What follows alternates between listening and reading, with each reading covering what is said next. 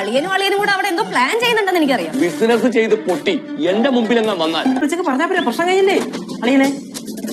Hello guys, അങ്ങനെ നമ്മുടെ ഉപ്പും മുളകും പുതിയ പ്രൊമോയില് നമ്മുടെ സിദ്ധുവിന്റെ അച്ഛനും അമ്മയും കൂടെ വന്ന് മൊത്തത്തില് സീനാക്കുവാട്ടോ നമ്മുടെ പാറമട വീട്ടിലെ. കാരണം അവരിങ്ങനെ നമ്മുടെ ലച്ചുവിനെ ഭയങ്കരമായിട്ട് ചോദ്യം ചെയ്യുക. മംഗലാപുരത്ത് അവൻ എന്തിനാണ് ബിസിനസ് എന്ന് പറഞ്ഞ് പോയത്? അവന് ഗൾഫിൽ നല്ലൊരു പണി ഉണ്ടായിരുന്നതല്ലേ, പിന്നെ എന്തിനാണ് അവൻ ഗൾഫിൽ തിരികെ പോകാതെ ഇവിടെ ബിസിനസ് എന്ന് പറഞ്ഞ് എന്താ പറയാ ചുറ്റിക്കറങ്ങി നടക്കുന്നേ?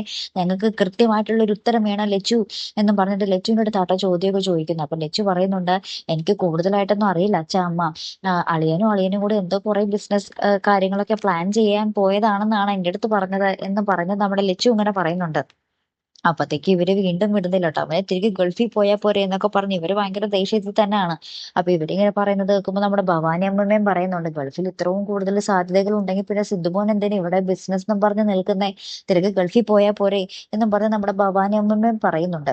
അപ്പൊ ഇവരൊക്കെ നമ്മുടെ സിദ്ധുവിനെ പറ്റി ഇങ്ങനെ കുറ്റങ്ങളും കാര്യങ്ങളൊക്കെ പറയുന്നത് കേൾക്കുമ്പോൾ നമ്മുടെ ലച്ചുവിനാകെപ്പാടെ സഹിക്കുന്നില്ല കേട്ടോ. അപ്പൊ ലച്ചു പറയുന്നുണ്ട്, സിദ്ധു ചിലപ്പോഴേ ഇനി വരത്തുള്ളൂ, ഇനി മംഗലാപുരത്ത് തന്നെ ആയിരിക്കും സിദ്ധു, ബിസിനസ് ആയിട്ട് അവിടെ തന്നെ ആയിരിക്കും എന്ന് നമ്മുടെ ലച്ചു പറയുന്നുണ്ട്.